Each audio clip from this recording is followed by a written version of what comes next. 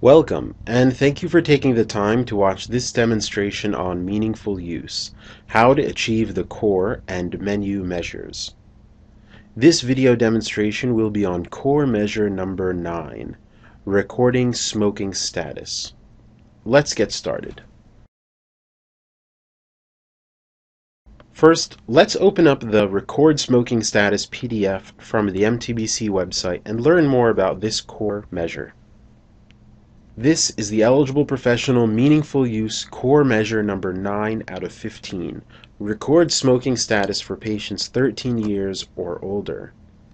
The measure for this requirement is for more than 50% of all unique patients should have their smoking status recorded as structured data.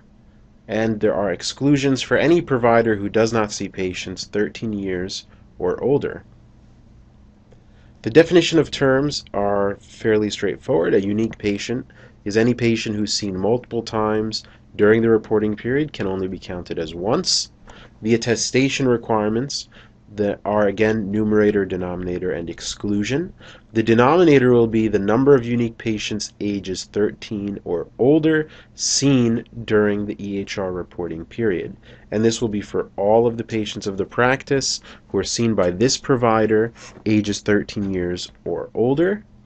The numerator would be all of the patients who are part of that denominator who have a smoking status recorded as structured data. So this concept of structured data continues to reappear. It's not simply enough to document in your transcription, for example, that the patient is a non-smoker.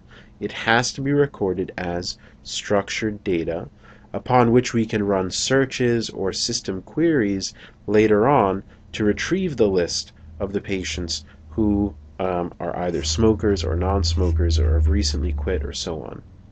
The exclusions here are any eligible provider who does not see any patients 13 years or older. They would be excluded from this requirement, which is the same as having met the requirement. And of course, the resulting percentage must be more than 50% in order to meet this measure. So let's go ahead and take a look at how this measure is met through the MTBC EMR. Again, we can open up a patient from the patient search simply by double-clicking on that patient's account. And then we can go into the clinical section by clicking on the charts. And we'll now be taken into the clinical portion for this patient's record. The smoking information in our system is documented under the Social History tab. So we'll go into the Social History. And here we have an entire section devoted to tobacco use.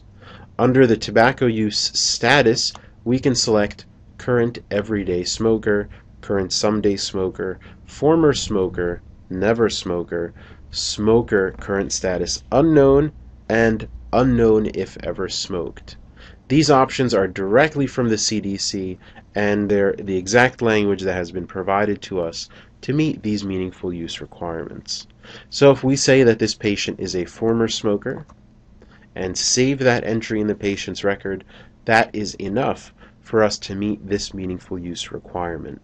This has now been recorded as structured data, and we can go provide searches and return results for all of the former smokers in our practice.